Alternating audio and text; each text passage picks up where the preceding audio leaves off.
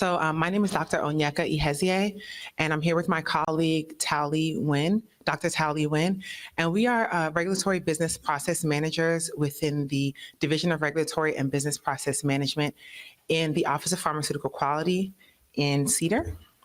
And today we're going to discuss common discrepancies observed on the Form 356H within the ANDA submission. So just to go over our learning objectives for today, we're going to describe the purpose of the Form 356H.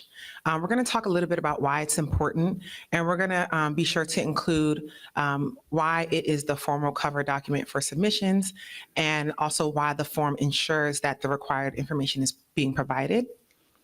We're also going to go over the FDA's guidance for industry on the Form 356H. And then we're going to take a minute to go over the common discrepancies that we have observed, the impact of those discrepancies on the ANDA submission, and the agency's recommendations on how to limit those discrepancies. So the purpose of FDA Form 356H in the ANDA submission is that the Form 356H is the front-facing form for ANDA submissions, and that includes original ANDAs, applications, as well as supplemental post-market applications. So FDA plays many roles in reviewing the form, and it's necessary that it's completed accurately from the time of receipt. It goes through an initial triage, and that form is viewed by the staff that does the initial triage, which then is assigned to our team, to which our team reviews the form again, and then we make these assignments to the necessary assessors. At that point, the assessors will also review the form as well. So it goes through many tiers of review, so it's definitely important, and we're going to hone in on why the form needs to be filled out accurately. And also we're going to touch on the importance of the accuracy for the complete submission. So I'm going to briefly discuss some key sections on the Form 356H. So the first section that's important is the applicant information section. So that's the section of the form that has the name of the applicant, the address, the U.S. agent information, the email address, contact information. All of that will appear in this section. And anytime we make contact from the agency with the firm, we go to this section to contact you. I've received questions asking us to update your contact information when really it needs to be updated in this section. Another key section of the form is the product information section. This section includes the drug product information, and it includes whether it's notated as a generic OTC, or a prescription item, and other relevant information that is needed to assess the submission. Also, establishment details is another section on this form that is really important. This contains all of the facility information, as well as the involvement in the supplement or the original application. There's also clinical and non-clinical data sections of the Form 356H, also very relevant and important key section to fill out completely in its entirety. So we're going to move to discussing the FDA's guidance for industry on Form 356H. We were sure to include a snip of what it looks like, and I believe you can also find it outside as well. But this is what it looked like, and you should be very familiar with this guidance document. This will assist in allowing you to just fill out that form accurately. The guidance for industry helps with consistency in application data. It also helps to establish common pitfalls and errors identified by the FDA. It provides additional information on how to properly complete each section. And so it's a very important guidance document that should be referenced and should be readily available to you when filling out this form. So now we're going to move into the top 10 most common discrepancies observed. And before I do that, I do want to take a moment to give a quick shout out to Dr. Tao-Lee. She's sitting over here. She assisted Tao-Lee and I in developing this presentation, as well as coming up with the top 10 most common discrepancies that we tend to observe in the Office of Pharmaceutical Quality. She is our subject matter expert, and she will be available for questions at the end of this presentation if there are some at the end. So I just want to give a quick shout out so y'all know who she is. She will be on this panel at the end. So number 10, So the full version of Form 356H with all establishments are included in quality-related submissions, but a shortened or abbreviated version is used for non-quality related submissions. So I want to be clear with what that means. If there's a non-quality, let's say a supplemental labeling application, and instead of submitting the full 356H application with all of the relevant sections, a shortened version is submitted because maybe they don't believe that it's important for us to have that information. So the impact would be that a facility information request could potentially be sent, and there could be a delay in the review of your submission. So the agency's recommendation is to just consistently get in the habit of just submitting the full Form 356H. There's no need to abbreviate it. There's no need to remove sections. We would love to see all the sections of the form. Number 9. Form 356H is missing in a grouped supplement for non-lead applications. So what this means is, this is more on the post-marketing or supplemental side. When a group supplement is submitted, however, we only receive a 356H form for the lead supplement in that group. That is not what we like to see. So the impact of that is we will send out an information request, and there will be a delay to the start of the review of the evaluation, meaning we won't even begin the assessment until we have all of the information. So our recommendation is just to confirm before submission that a separate Form 356H is included for each and every ANDA listed within the group submission. Okay, number 8. Email address listed for the new responsible official or U.S. agent is not secure. So what we mean by this is perhaps the firm has had a change in the designated agent, or there has been some kind of change to the ownership of the application, and the new email address has not received security from the agency. So the impact on this will be a delay in receiving correspondence from the agency. We won't be able to contact you at all if your email address is not secure. So our recommendation is just to advise every new administrative contact to secure their email as soon as possible, and they can do so by sending an email to secureemail@fda.hhs.gov. Okay, number 7. So in pre-market application, so this is in original ANDAs, introducing a new facility to the application, but omitting the response to the question, is the establishment new to the application? So the impact of this issue is a prolonged evaluation and potential go date extension. I know that's not a word that any of you all want to hear. So our recommendation, when introducing a new facility that involves commercial manufacturing or testing, please include the proposed change on the 356H and the cover letter. On the 356H, please check yes to the question that states, is the establishment new to the application? And check no if the facility was already introduced in a prior review cycle. Facility should be ready for inspection and marked pending until the application is fully approved.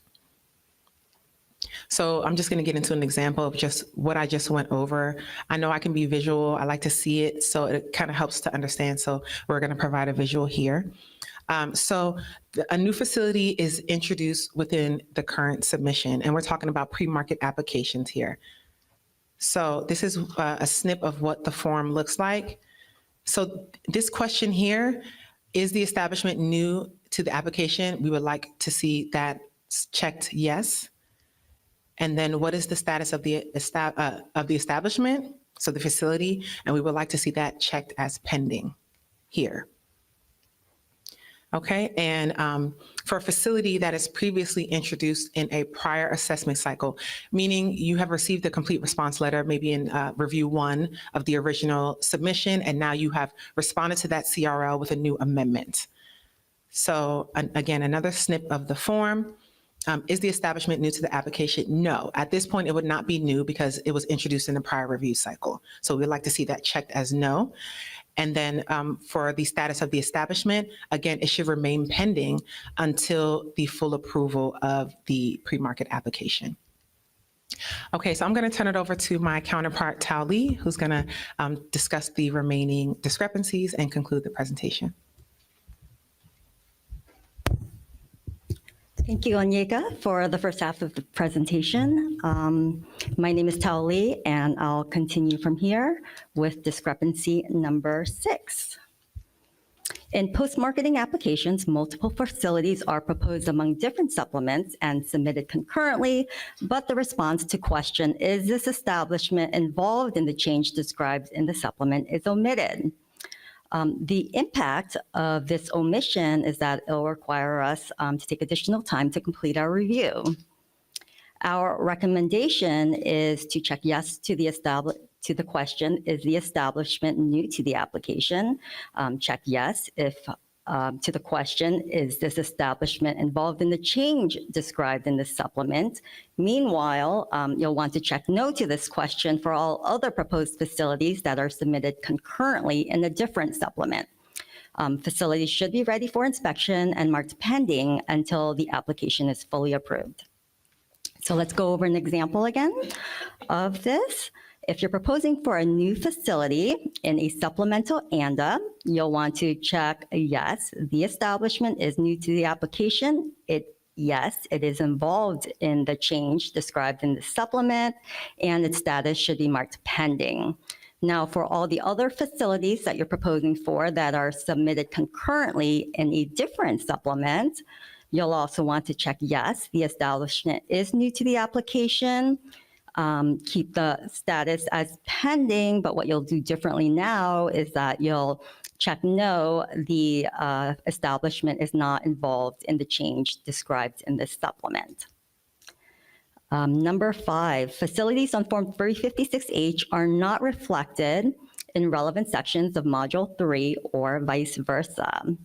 So when we see this discrepancy, we will issue a facility information request and ask that you update relevant sections of the Form 356H and all corresponding sections in Module 3. A rule of thumb that I like to go by is that all facilities in Module 3, not all facilities in Module 3 need to be on the Form 356H, but the reverse is true. Facilities on the Form 356H should be included in Module 3. Number 4, facility is marked withdrawn on the 356H, but there's no reference to the facility withdrawal request on the cover page. As a result, we may have overlooked that we may have overlooked the withdrawal request on the 356H form, and then the facility doesn't get withdrawn from your application. When the facility doesn't get withdrawn on your application, and that same facility happens to not pay its user fees, you'll end up receiving an information request from our Cedar Collections team notifying you that this facility has unpaid user fees, and will ask you to verify the status of this facility as it relates to your ANDA.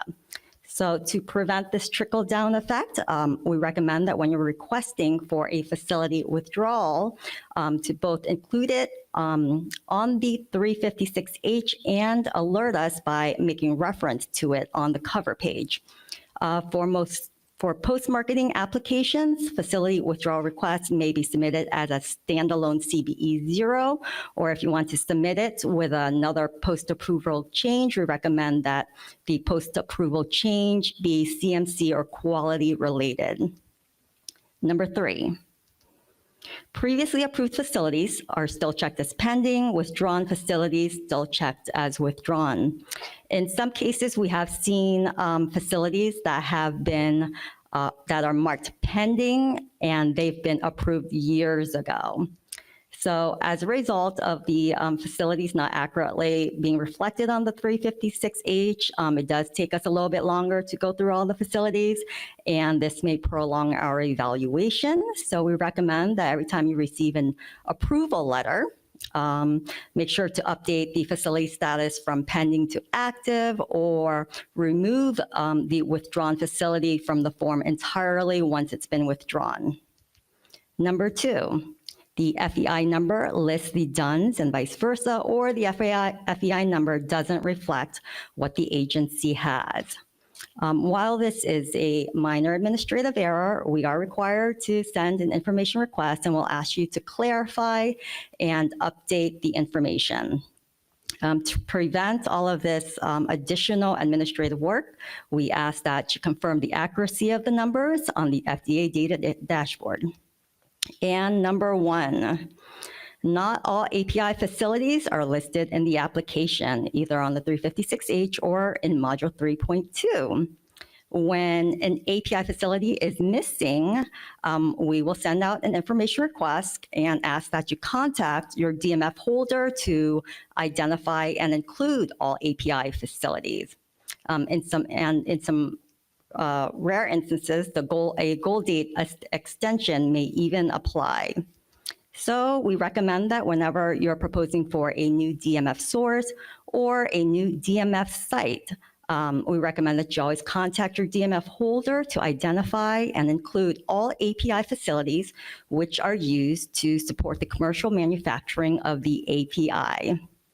What is the impact of these errors on the ANDA approval? Well, it is possible for the agency to refuse to receive your application. We may delay or extend the review timeline, and more likely than not, we'll send additional FDA queries in the form of information requests. What are some of the best practices in which you can apply to avoid these discrepancies? We recommend using FDA's 356H guidance, using our ECTD validation tools and the FDA data dashboard for firm resources. We recommend that you internally audit by cross-checking details across all submission documents and to always update the 356H to reflect each facility status prior to every submission. Of course, if you have a question, feel free to contact your application RBPM or submit a controlled correspondence. The key takeaway is, while the Form 356H appears to be a trivial form, it's actually not. It's very critical, and it can have a huge consequential impact on your application. By ensuring that it is accurate and up to date, it will pave the way for a smoother ANDA approval process, because discrepancies, on the other hand, will lead for more work for everyone and may even delay the approvability of your ANDA. I'm going to defer questions to our panel discussion and leave you with a closing thought here. Ensure accuracy on your Form 356H.